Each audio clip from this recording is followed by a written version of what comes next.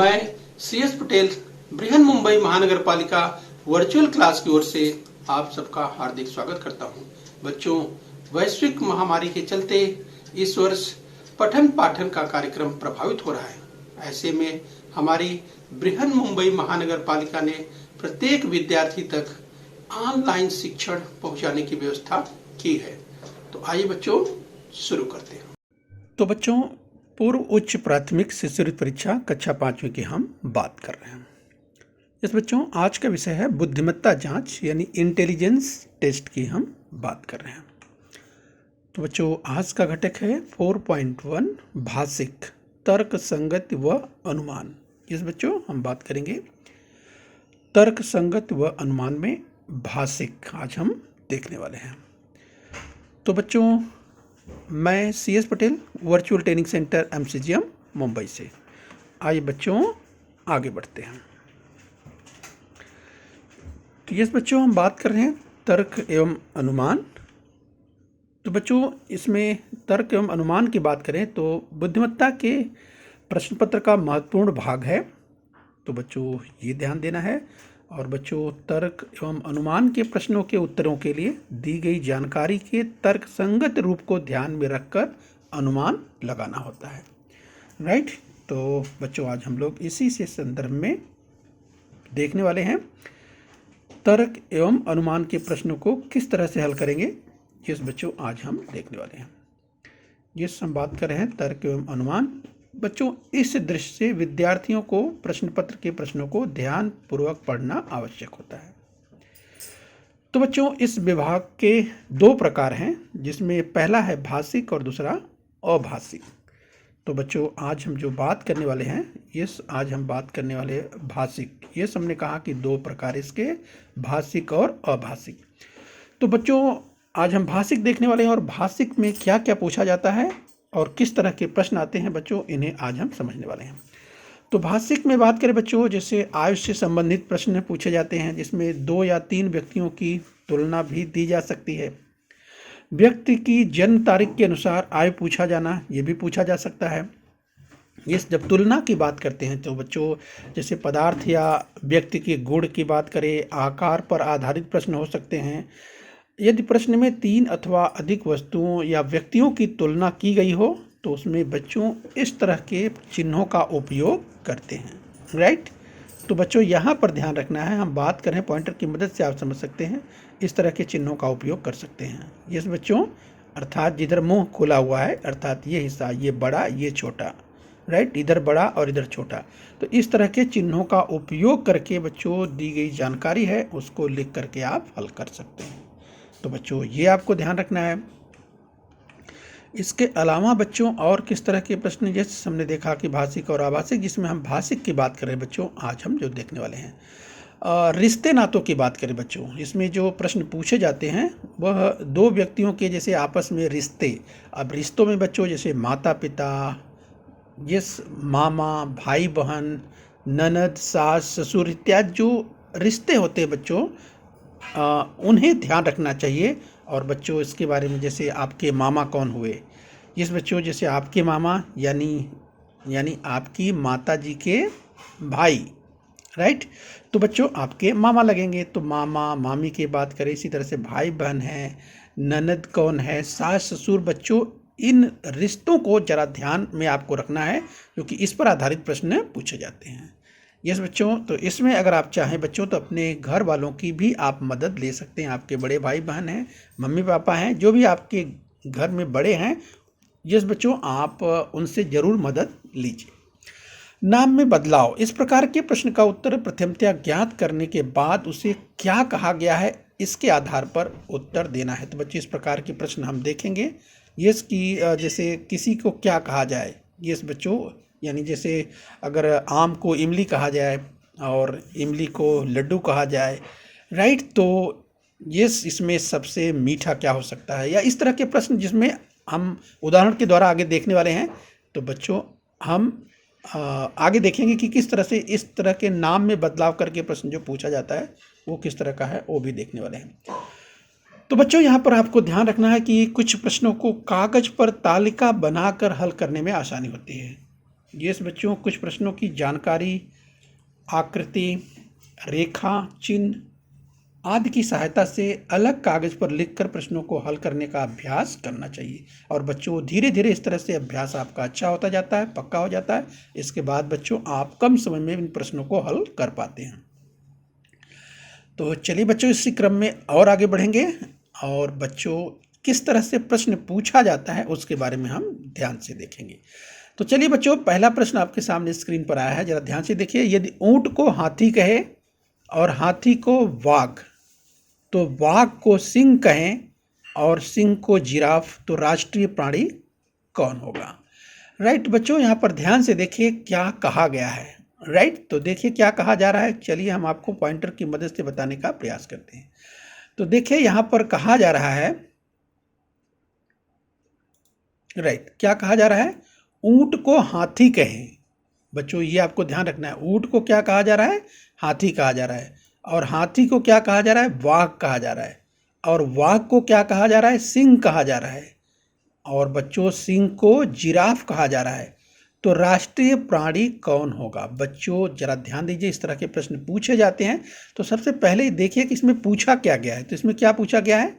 राष्ट्रीय प्राणी। तो बच्चों ये समय सामान्य ज्ञान का भी ध्यान रखना है कि हमारे देश का राष्ट्रीय प्राणी कौन है। तो बच्चों जैसे हमारे देश का जो राष्ट्रीय प्राणी है वो है वाघ। यस बच्चों, अगर ये आपको ध्यान होगा तब बच्चों आप प्रश्न का उत्तर सही दे पाएंगे। राइट, तो इसलिए बच्चों इसका भी अभ्यास खूब करना है। तो चलिए, राष्ट्रीय प्राणी तो हमें बाघ तो मालूम हो गया, लेकिन बच्चों यहाँ पर ध्यान देना है, जल्दबाजी नहीं करना है।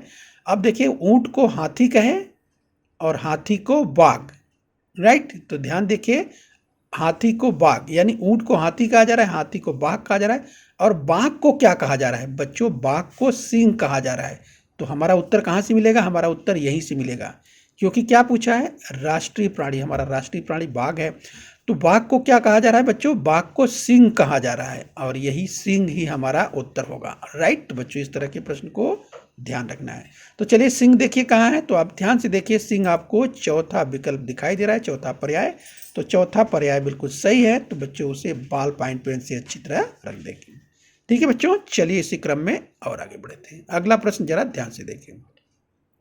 ठीक उसी तरह का प्रश्न बच्चों, यस, ठीक इस तरह से प्रिंटर को, यदि प्रिंटर को कीबोर्ड कहें और कीबोर्ड को माउस कहें और माउस को स्पीकर कहें, तो टाइपिंग किसकी सहायता से करेंगे? राइट, तो बच्चों यहाँ पर हमें ध्यान होना चाहिए कि प्रश्न जो पूछा गया इसमें टाइपिंग किसकी सहायता से करेंगे। तो बच्चों आपको ध्यान होना चाहिए। यस बच्चों, अगर टाइपिंग की बात करें बच्चों, तो टाइपिंग हम किसकी मदद से करते हैं? यस बच्चों, टाइपिंग हम कीबोर्ड की मदद से करते हैं। यस बच्चों, तो टाइपिंग हम कीबोर्ड की मदद से करते हैं। तो आप देखिए कि कीबोर्ड को क्या कहा गया।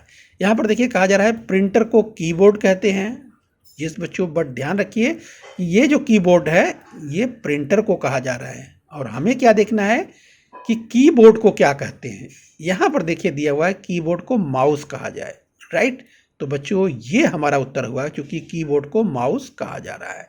तो माउस देखिए कहाँ उत्तर है, ये देखिए तीसरा पर्याय है। इस तरह से बच्चों हमें पर्याय मिल जाता है। बच्चों निरंतर अभ्यास के बाद ये प्रश्न बहुत जल्दी आप कर लेने वाले हैं। बस खूब अभ्यास करिए इस तरह के प्रश्नों का, और जल्दी से आप उत्तर देखेंगे, दे पाएंगे। तो इसलिए सही उत्तर क्या होगा?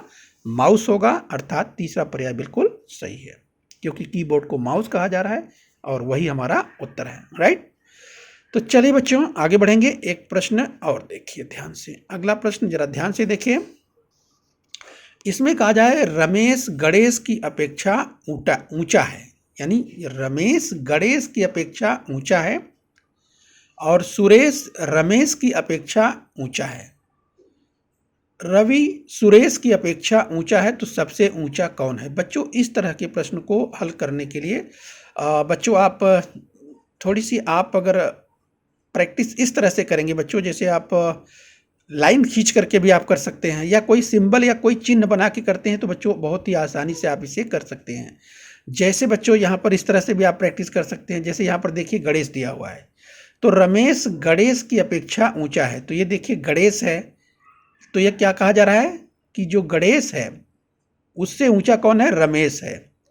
तो यहाँ पर देखिए बच्चों आपको दिखाई दे रहा है, कहा जा रहा है कि रमेश गणेश की अपेक्षा ऊंचा है। ये रमेश है और ये गणेश की तुलना में बच्चों ये देखिए आपको ऊंचा दिखाई दे रहा है। आगे देखिए क्या कहा जा रहा है, सुरेश रमेश की अपेक्षा ऊंचा है। यानी एक नाम और लिया गया सुरेश, जो कि ये रमेश है इससे भी ऊंचा है। तो अब बच्चों कौन आएगा, अब आएगा सुरेश। तो ये देखिए सुरेश आ चुका है। सुरेश जो है वो रमेश से ऊंचा है ऐसा कहा जा रहा है। आगे क्या कहा जा रहा है, रवि सुरेश की अपेक्षा ऊंचा है। यानी एक व्यक्ति और आया रवि, जो कि सुरेश से भी ऊंचा है। तो अब बच्चों यहाँ पर आप देखिए रवि भी आ चुका है। तो इस तरह से बच्चों अगर अभ्यास करेंगे, चिन्हों की मदद से अभ्यास करेंगे तो जल्दी से उत्तर और सही से उत्तर आपका आ जाएगा। तो सबसे ऊंचा कौन है, तो सबसे ऊंचा देखिए आपको यहाँ पर दिखाई दे रहा है साफ साफ कि सबसे ऊंचा रवि है। बच्चों यहाँ पर और भी कई प्रश्न पूछे जा सकते हैं। ऊंचा के अलावा पूछा जा सकता है कि इसमें सबसे नीचा या सबसे छोटा कौन है। तो आप देख सकते हैं सबसे छोटा यहाँ गणेश है, लेकिन पूछा क्या है, सबसे ऊंचा। तो सबसे ऊंचा रवि है। अब देखिए अपने पर्याय में रवि कहाँ है, चौथे क्रमांक पर आपको दिखाई दे रहा है। तो इस तरह से बच्चों आपका उत्तर मिल चुका है और आपका उत्तर है रवि। तो आप अपने बॉल पॉइंट पेन से जिस बच्चों जो चौथा पर्याय है अपने आंसर शीट में, उससे बच्चों चौथे पर्याय को अच्छी तरह से बॉल पॉइंट पेन से रंग देंगे। आइए बच्चों आगे चलेंगे। तो ध्यान से देखिए अगला सवाल, दीवार पर लगी हुई फोटो दिखाकर तनुजा बोली। जिस बच्चों ध्यान दीजिए कि दीवार पर कोई एक फोटो है। बच्चों जरा ध्यान दीजिए, प्रश्न को ध्यान से पढ़ना है और बच्चों अच्छी तरह से आपको समझ में आना चाहिए। बच्चों आपका अगर कॉम्प्रिहेंशन की बात करें, यानी जो आप पढ़ते हैं वो आपको सही सही ये बच्चों वाचन करना है और उसका अर्थ अच्छी तरह से समझना है। जरा भी बच्चों अगर गलती होगी तो फिर बच्चों अगर वाचन में गलती होगी तो बच्चों फिर अर्थ पूरी तरह से आप नहीं समझ पाएंगे, फिर सवाल समझ में नहीं आएगा। इसलिए वाचन ध्यान से करना है और सही सही करना है। यस बच्चों, तो कॉम्प्रिहेंशन की जब हम बात करते हैं यानी अर्थ समझते हुए, जब आप पढ़ते हैं तो उसका अर्थ समझते हुए पढ़िए, ठीक है। जैसे दीवार पर लगी हुई फोटो दिखाकर तनुजा बोली, इतना पढ़ने के बाद बच्चों आपका जो शब्द बिंब है वो तैयार होना चाहिए आपके दिमाग पर कि दीवार पर कोई फोटो लगी है और उसको दिखा करके तनुजा बोल रही है। तनुजा बच्चों एक लड़की का नाम है, राइट। तो बोल रही है क्या, यह लड़की मेरी माँ की बहन की लड़की है। किसको बोल रही है, फोटो को बोल रही है। क्या बोल रही है, यह लड़की अर्थात जो फोटो में दिखाई दे रही है वह लड़की मेरी माँ की बहन की लड़की है। बच्चों घबराइए मत, इस तरह के प्रश्न बहुत आसान होते हैं, बस खूब अभ्यास कीजिए और देखेंगे फटाफट आप इसका उत्तर दे सकते हैं। तो बताइए कि फोटो वाली लड़की तनुजा की क्या लगेगी। तो देखिए बच्चों इसमें दो तीन बातें हैं, जरा वो ध्यान से आप समझ लीजिए। पहली बात ये, जिसकी दीवार पर लगी हुई फोटो को देख करके तनुजा बोल रही है और क्या बोल रही है कि ये लड़की अर्थात जो फोटो वाली लड़की है मेरी माँ की बहन की लड़की है। ये आपने समझ लिया है। और पूछ रहा है कि फोटो वाली जो लड़की है ये सो तनुजा की क्या लगेगी, यानी तनुजा की जो तनुजा खुद समझिए कि वो रिलेशन जो संबंध है वो लड़की का यानी जो फोटो में है उसका क्या संबंध होगा तनुजा से। बच्चों यही आपको बताना है। तो ये बताना है फोटो वाली लड़की तनुजा की क्या लगेगी। तो बच्चों यहाँ पर चार उत्तर आपको दिया है, फुफेरी बहन, भतीजी, मौसेरी बहन या चचेरी बहन। तो बच्चों इस तरह के प्रश्न को हल करने के लिए आपको क्या करना है, आपको खुद सोचना है बच्चों कि वहाँ पर आपको तनुजा बन करके कि अगर आप तनुजा हैं, समझ लेना है अपने आप को कि मैं तनुजा हूँ और मेरे सामने दीवार पर वो फोटो लगी हुई है। बच्चों कुछ इस तरह से एज्यूम कर सकते हैं, राइट। जैसे मान लीजिए यहाँ पर उदाहरण हमने दिया है चित्र के माध्यम से कि ये तनुजा नाम की एक लड़की है और ये फोटो देख रही है, दीवार पर एक फोटो लगी है इस लड़की की। और बच्चों तनुजा क्या कह रही है, तनुजा कह रही है कि ये जो फोटो में दिखाई दे रही है लड़की ये मेरी माँ की बहन की लड़की है। तो इसको तनुजा क्या करेगी, अपनी माँ, स्वयं की माँ, अपने खुद की माँ, जिस बच्चों उन जो अपने खुद की माँ की बहन की लड़की समझेगी तो जल्दी से रिश्ता जोड़ पाएगी, राइट। तो बच्चों अगर आप ध्यान देते हैं तो आप समझ सकते हैं कि तनुजा अगर अपनी माँ की बहन कौन होती है बच्चों, माँ की बहन, तनुजा की माँ की बहन कौन होगी, तनुजा की मौसी होगी। यस, तो वही तो कह रही है मेरी माँ की बहन की लड़की है।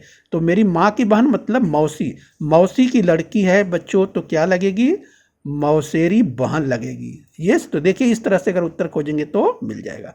नहीं तो बच्चों देखिए यहाँ पर फुफेरी बहन दिया है, तो फुफेरी बहन नहीं हो सकता, भतीजी भी नहीं हो सकता, यस, क्योंकि भाई की लड़की नहीं है। चचेरी बहन नहीं हो सकती क्योंकि चाचा की लड़की नहीं है, राइट। तो इस तरह से बच्चों आपको उत्तर सही मिल जाता है। यस, क्या करना है बच्चों, आपको चित्र की कल्पना कर लेना है, सोच लेना है और अपने आप को वहाँ पे रखना है तनुजा की जगह। इस तरह के जो भी प्रश्न होंगे, जब बच्चों रिश्ते नाते वाले जो प्रश्न आते हैं बच्चों, वहाँ पर अपने आप को खुद रखना है, इन्वॉल्व अपने आप को कर देना है। और अपने आप को अगर आप समझ कहते हैं तो जल्दी से आप कर पाएंगे। और बच्चों इसमें इस तरह के रिश्तों में बच्चों आप अपने घर वालों की खूब मदद लीजिए और खूब पूछिए, तो बच्चों आप सीख जाएंगे, इस तरह के प्रश्नों का आसानी से उत्तर दे सकते हैं। तो कौन सा विकल्प सही हुआ बच्चों, ये तीसरा, मौसेरी बहन हो तनुजा की जो ये तनुजा की माँ की बहन की लड़की है, तो ये जो फोटो है ये इसकी मौसेरी बहन लगेगी क्योंकि ये मौसी की लड़की हुई। ठीक है बच्चों, तो चलिए आगे बढ़ेंगे। अगला प्रश्न ध्यान से देखिए। अगला प्रश्न दिया है, 4 वर्ष पहले श्रेया की आयु 12 वर्ष थी और 3 वर्षों के बाद उसकी आयु कितनी होगी। बच्चों जरा ध्यान से देखिए क्या कहा गया। प्रश्न में कहा गया 4 वर्ष पहले श्रेया की आयु 12 वर्ष थी। अब बच्चों सोचिए कि 4 वर्ष पहले ये तो श्रेया की आयु 12 वर्ष थी, तो और 3 वर्षों के बाद उसकी आयु कितनी होगी। बच्चों यहाँ पे आपको ध्यान रखना है, कुछ बच्चे जल्दबाजी में जल्दी में यहाँ पर 12 वर्ष देखेंगे और यहाँ 3 वर्ष देखेंगे और 12 3 जोड़ करके जल्दी से 15 समझ लेंगे और सोचेंगे हाँ यही तो उत्तर है और सोचेंगे हमने सही कर लिया। लेकिन बच्चों इस तरह से जल्दबाजी मत करिए, क्योंकि बच्चों प्रश्न को ध्यान से समझना जरूरी है। अगर प्रश्न नहीं समझेंगे तो सवाल का उत्तर जो पर्याय है वो गलत चुन लेंगे, राइट। तो क्या कहा जा रहा है, देखिए 4 वर्ष पहले श्रेया की आयु 12 वर्ष, ये जो 12 वर्ष दिया है आज का नहीं दिया है, 4 वर्ष पहले का दिया है, राइट। तो बच्चों 4 वर्ष पहले देखिए, 4 वर्ष पहले श्रेया कितने साल की थी, 12 साल की। तो बच्चों 4 वर्ष पहले ये तो यानी 4 वर्ष पहले 12 वर्ष थी, यानी 4 वर्ष यानी आज की अगर बात करें तो वो कितने साल की हो गई। तो ये बच्चों 12 और 4 16, आज श्रेया 16 वर्ष की हो चुकी है। और क्या पूछा जा रहा है आगे देखिए, 3 वर्षों बाद उसकी आयु कितनी होगी। और बच्चों 3 साल के बाद श्रेया की जो आयु है, उसकी उम्र है 3 साल और बढ़ जाएगी और ये हो जाएगी 16 3 19, 19 वर्ष की श्रेया हो जाएगी। तो बच्चों बहुत ही आसान है और आपका पर्याय सही तीसरा है। ठीक है बच्चों, तो इस तरह से आपको सही पर्याय मिल जाते हैं। तो तीसरा पर्याय बिल्कुल सही है। तो इस तरह से बाल पाइन पेन से अच्छी तरह से रख दें। आइए बच्चों अगला सवाल देखते हैं। तो बच्चों अगला प्रश्न है, अरुणा व वैष्णवी की आयु का योग 35 वर्ष है। तो अरुणा वैष्णवी से 5 वर्ष बड़ी है, तो अरुणा की आयु कितनी होगी। तो बच्चों इस तरह के प्रश्नों की बात करें जिसमें बच्चों आयु में अंतर की बात कहा जा रहा है और कितनी बड़ी है, बच्चों अगर दिया हुआ है तो इस तरह के प्रश्न को कैसे हल करेंगे। तो अरुणा वैष्णवी से 5 वर्ष बड़ी है, तो अरुणा की आयु कितनी होगी ये पूछा जा रहा है, राइट। तो बच्चों दोनों की आयु यहाँ पर ध्यान रखिए, दोनों की आयु का योग दिया हुआ है, तो दोनों की आयु का योग कितना है, 35 वर्ष है, राइट। तो बच्चों क्या करेंगे इसमें, वैष्णवी अरुणा वैष्णवी से 5 वर्ष बड़ी है, तो बच्चों इसमें क्या करेंगे, 5 माइनस कर देंगे, घटा देंगे, तो कितना आ जाएगा, 30 आ जाएगा। और बच्चों 30 में क्या करेंगे, 30 में 2 से भाग दे देंगे, तो 30 भागे 2 करेंगे बच्चों, तो आपको कितना मिलेगा, 15 मिलेगा। यस बच्चों, अब 15 वर्ष आपको मिल चुका है। और बच्चों ये जो 15 वर्ष मिलता है बच्चों, ये जो छोटा व्यक्ति है, अब इसमें छोटा व्यक्ति कौन है, वैष्णवी छोटी है, क्योंकि अरुणा जो है बच्चों, अरुणा वैष्णवी से 5 वर्ष बड़ी है, तो ये अरुणा बड़ी है वैष्णवी से, तो वैष्णवी यहाँ पे 15 वर्ष की आपको मिल चुकी है।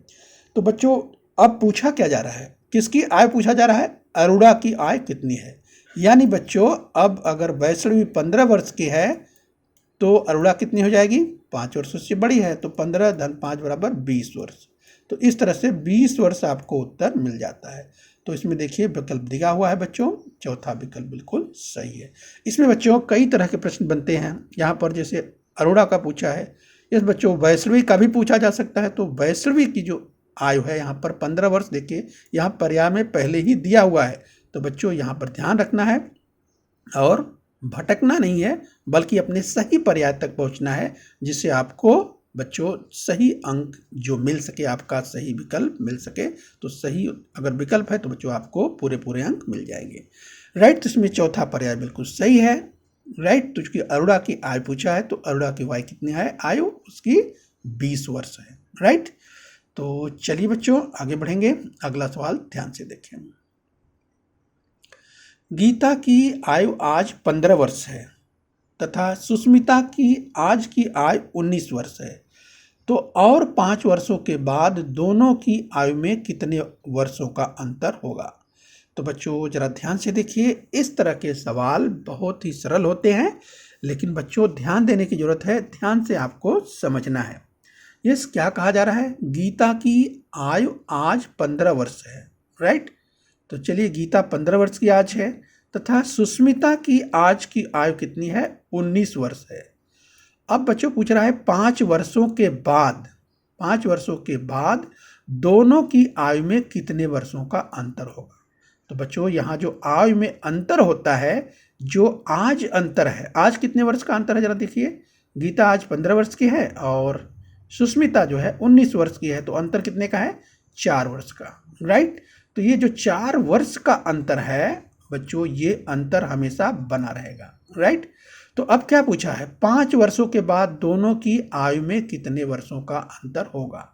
और बच्चों यहाँ पर कुछ विद्यार्थी जो है अगर जल्दबाजी में निर्णय लेंगे तो उनका गलत निर्णय, कुछ बच्चे 5 भी सोच सकते हैं कि 5 वर्षों के बाद बस अंतर 5 हो जाएगा, लेकिन बच्चों ऐसा नहीं है। राइट, चूँकि बच्चों तुलनात्मक रूप में अगर आप देखेंगे तो जिस गीता की आयु जो आज 15 वर्ष है, जिस बच्चों 4 वर्षों के बाद, यहाँ क्या पूछा है,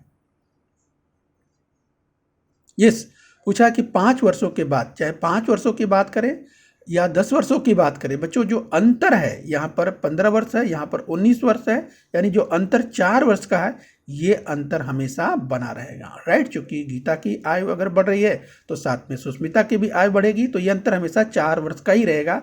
और बच्चों ये तीसरा पर्याय देख रहे हैं, बिल्कुल सही है। यस बच्चों, तो इस तरह से आपको ध्यान रखना है और बच्चों समझ करके उत्तर देना है, जिससे आपको पूरे पूरे अंक प्राप्त हो सके। तो देखिए तीसरा पर्याय बिल्कुल सही है और बच्चों इस तरह से आपको उत्तर दे देना है। राइट, तो चलिए बच्चों आइए आगे बढ़ते हैं, एक सवाल और देखते हैं, जरा ध्यान से देखिए। तो चलिए बच्चों, इसी तरह का प्रश्न हमने अभ्यास किया हुआ है, वैसा ही आपके सामने स्क्रीन पर एक और प्रश्न आ चुका है। यदि गणित को विज्ञान कहें और विज्ञान को इतिहास, इतिहास को भाषा कहें और भाषा को भूगोल, तो जोड़ की क्रिया किस विषय में आएगी। राइट, तो बच्चों क्या पूछा है ये हमें देखना है। सबसे पहले ये देखना है कि पूछा क्या गया है। पूछा गया है जोड़ की क्रिया, और बच्चों जोड़ की क्रिया किस में आती है, जोड़ना घटाना गुणा भाग, ये आता है गणित में। राइट, तो ये आता है गणित में। तो ये हमें देखना है कि गणित को क्या कहा जा रहा है। यस बच्चों, तो यहाँ पर अगर आप ध्यान से देखेंगे बच्चों, तो गणित को क्या कहा जा रहा है, विज्ञान। गणित को क्या कहा जा रहा है, विज्ञान कहा जा रहा है।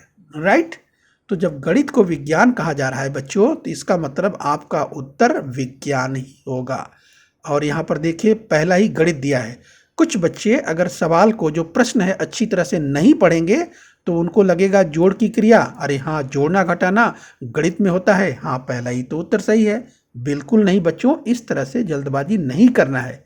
तो बच्चों क्या करना है, तो प्यारे बच्चों सवाल को बहुत अच्छी तरह से पढ़ना है, ध्यान से पढ़ना है। अगर एक बार पढ़ने पर समझ में नहीं आया तो बच्चों एक बार और पढ़ लीजिए। राइट, ध्यान से पढ़ लीजिए, आपको समझ में आ जाएगा कि यहाँ पर जोड़ की क्रिया जरूर पूछा जा रहा है, लेकिन ये भी कहा गया कि गणित को विज्ञान कहा जा रहा है। क्या कहा जा रहा है, गणित को विज्ञान कहा जा रहा है। तो बच्चे जो है ये जोड़ की क्रिया कहाँ पे आप देखेंगे, ये बच्चों विज्ञान में देखेंगे यहाँ पर, क्योंकि गणित को विज्ञान कहा जा रहा है। तो आपका दूसरा पर्याय बिल्कुल सही है। ठीक है बच्चों, तो बुद्धिमत्ता के प्रश्न है, ये आपको ध्यान रखना है। तो देखिए दूसरा ही पर्याय बिल्कुल सही दिया हुआ है। आइए बच्चों आगे बढ़ेंगे और अगला सवाल देखते हैं। दो भाइयों की आयु में आज 7 वर्ष का अंतर है और 8 वर्षों के बाद दोनों की आयु में कितने वर्षों का अंतर होगा। तो बच्चों इस तरह के सवाल हम पहले भी देख चुके हैं, राइट। तो चलिए जरा ध्यान से देखिए क्या कहा जा रहा है। कहा जा रहा है दो भाइयों की आयु में आज 7 वर्ष का अंतर है। कितने वर्ष का अंतर है? आज 7 वर्ष का अंतर है। और बच्चों आगे क्या कहा जा रहा है? 8 वर्षों के बाद दोनों की आयु में कितने वर्षों का अंतर होगा। बच्चों हमने कुछ ही समय पहले इस तरह का एक प्रश्न देखा था कि जो अंतर है, जो अंतर की हम बात कर रहे हैं, जो आयु में अंतर है वर्षों की बात, अगर दो व्यक्तियों की तुलना करके चलते हैं, राइट, तो वर्षों का अंतर बच्चों इस अंतर वही रहता है जो आज है। 1 साल बाद भी अंतर वही होगा, 2 साल बाद भी अंतर वही रहता है। अगर आज 7 वर्ष का अंतर है तो यस बच्चों 8 साल के बाद भी दोनों की आयु में जो अंतर होगा वो यस बच्चों 7 वर्ष का अंतर है तो 7 ही वर्ष रहेगा। यहाँ पर बच्चों आपको पूरी तरह से स्पष्ट रहना है। और जो 7 वर्ष का अंतर है ये बच्चों 8 साल के बाद भी होगा, 10 साल के बाद भी वही अंतर होगा, 20 साल के बाद भी बच्चों ये अंतर वही बना रहेगा। तो बच्चों आपका जो सही विकल्प है, ये बच्चों तमाम विद्यार्थियों ने पहचान लिया होगा, ये कि ये दूसरा पर्याय जो 7 वर्ष है यही सही है। लेकिन देखिए बच्चों विकल्प में यहाँ पर पहले 8 वर्ष दिया है, बिल्कुल भटकना नहीं है, राइट। तो बच्चों आप पूरी तरह से आश्वस्त होइए, प्रश्न को अच्छी तरह समझ लीजिए और जो उत्तर आपको मिलता है बच्चों ये उसी के आधार पर आपको निर्णय लेना है। तो सही विकल्प क्या है? 7 वर्ष, यानी दूसरा पर्याय बिल्कुल सही है। तो दूसरे को आप बॉल पॉइंट पेन से अच्छी तरह से रंग दीजिए। इस बच्चों अपने आंसर शीट में जो भी प्रश्न का क्रमांक हो और अगर दूसरा पर्याय सही है तो उसे अच्छी तरह से बॉल पॉइंट पेन से रंग दीजिए। आइए बच्चों इसी क्रम में अगला सवाल देखेंगे। तो चलिए बच्चों अगला सवाल ध्यान से देखिए, स्क्रीन पर आपके सामने ये रहा। कल मैदान पर खेले गए क्रिकेट में रनों की संख्या इस प्रकार है। विराट ने बनाए 110 रन, युवराज 92, रैना 48, धोनी 78। तो सबसे कम रन किसने बनाए। बच्चों इस तरह के प्रश्न को आपको ध्यान से पढ़ना है और बच्चों इसमें जो दी गई सूचनाएं हैं उन सूचनाओं पर आपको जो है ध्यान देना है। कल मैदान पर खेले गए क्रिकेट में रनों की संख्या इस प्रकार है। इसमें रन दिए गए हैं, ठीक है। मैदान पर खेले विराट ने बनाए 110 रन, युवराज ने बनाए 92, रैना ने बनाए 48, धोनी ने बनाए 78। तो बच्चों यहाँ पर आपको जो रन है, जो संख्याएं दी गई हैं, राइट, उनको अच्छी तरह से आपको ध्यान से पढ़ना है। और इसके बाद प्रश्न क्या पूछा है वो देखिए। सबसे कम रन किसने बनाए। तो इसमें जो रन दिए गए हैं ये, तो सबसे कम रन किसने बनाए ये प्रश्न आपके सामने उपस्थित होता है। तो विकल्प है, पहला विकल्प विराट, दूसरा युवराज, तीसरा रैना और चौथा दिया है धोनी। तो बच्चों आप ध्यान से देखिए, सबसे रन कम बनाने वाले इस खिलाड़ी की बात करें तो देखिए यहाँ पर 110 है, यहाँ पर 92 है, यहाँ पर 48 है, यहाँ पर 78 है। तो इन चारों में देखेंगे बच्चों सबसे कम रन किसने बनाए हैं। बच्चों ये देखिए रैना के रन देखिए 48। तो यहाँ पर आप समझ सकते हैं कि रैना ने सबसे कम रन बनाए हैं और यानी बच्चों जो पर्याय है वो रैना। इस तरह से बच्चों आपको सही पर्याय मिल सकता है, तो मिल जाता है। और बच्चों यस, तो इस तरह से बच्चों आपको उत्तर दे देना है। तीसरा पर्याय बिल्कुल सही है तो तीसरा उत्तर आपको दे देना है। आइए बच्चों आगे बढ़ेंगे, एक सवाल और देखते हैं, जरा ध्यान से देखिए। घड़ी की घंटा व मिनट की सुई, जरा ध्यान से देखिए बच्चों, घड़ी की घंटा व मिनट की सुई ठीक एक के ऊपर एक हो ऐसा समय निम्नलिखित में से कौन होगा। तो 4 पर्याय आपको दिए हैं, यानी कितने बजे ये स्थिति होने वाली है। यस बच्चों, यानी 12 बजे। आप याद कीजिए बच्चों, घंटा मिनट की सुई 12 बजे कहाँ पे रहेगी। 11:30 बजे ऐसा हो सकता है क्या। घंटा और मिनट की सुई ठीक एक दूसरे के ऊपर होना चाहिए, ये कहा जा रहा है और आपको समय देखना है। तो आप सोचिए बच्चों, घंटा मिनट की सुई 12 बजते जब ठीक 12 बजे हो तो कहाँ पर होगी? 11:30 अगर बज रहे हैं तो उस समय घंटा की सुई कहाँ होगी? मिनट की सुई कहाँ होगी? 3:20 हो रहे हैं तो घंटा और मिनट की सुई कहाँ होगी? और 1 बज रहे हैं तो 1 बजे घंटा और मिनट की सुई कहाँ रहती है?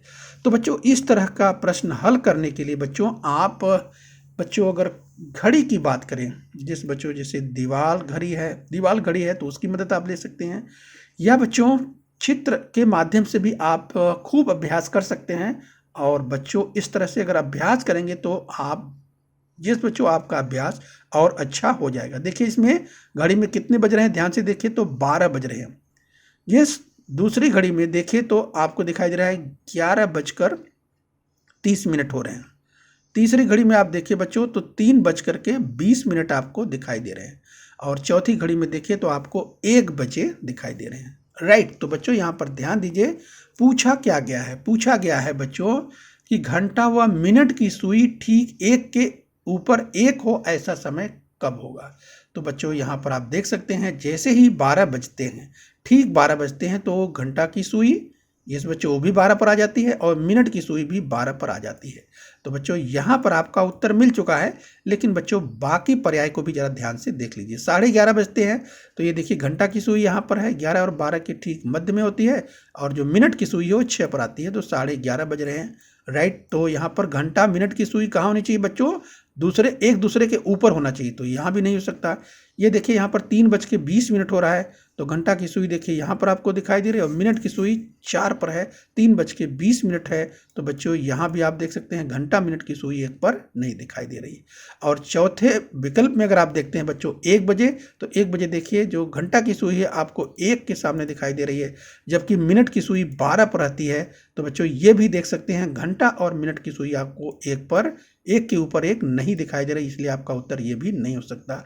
और बच्चों ये जो पर्याय है आपको पहले ही दिखाई दे रहा है, और बच्चों निरंतर अभ्यास के बाद इस तरह के प्रश्न को आप आसानी से हल कर सकते हैं। तो पहला ही पर्याय बिल्कुल सही है, अर्थात 12 बजे इसका जो सही उत्तर है। तो बच्चों आप जो 4 पर्याय दिए हैं, 4 पर्याय में पहला पर्याय सही है। यस बच्चों, तो अपने आंसर शीट में उसे पहले पर्याय को अच्छी तरह से बॉल पेन से रंग देना है। तो बच्चों इस तरह से अभ्यास करेंगे तो बच्चों आपका अभ्यास बहुत अच्छा हो जाने वाला है, और बच्चों आप बुद्धिमत्ता में इस तरह के प्रश्नों को बहुत ही आसानी से करके पूरा से पूरा अंक प्राप्त कर लेंगे, और बच्चों आपका रिजल्ट, आपका परिणाम बहुत अच्छा हो जाएगा। तो बच्चों इस तरह से खूब अभ्यास कीजिए। राइट, तो बच्चों हम उम्मीद करते हैं बच्चों यहाँ तक आपने समझ लिया है। बच्चों अगर वीडियो आपको अच्छा लगा हो तो बच्चों आप लाइक कर सकते हैं, और बच्चों खूब मेहनत कीजिए और अपने स्वास्थ्य का ध्यान रखिए। ओके बच्चों बृहन मुंबई महानगर पालिका के इस चैनल को सब्सक्राइब कर लीजिए और बेल आइकन प्रेस कर लीजिए। तो बच्चों हम उम्मीद करते हैं यहाँ तक आपने समझ लिया है। आगे फिर मिलेंगे, आज के लिए इतना ही। Thank you very much.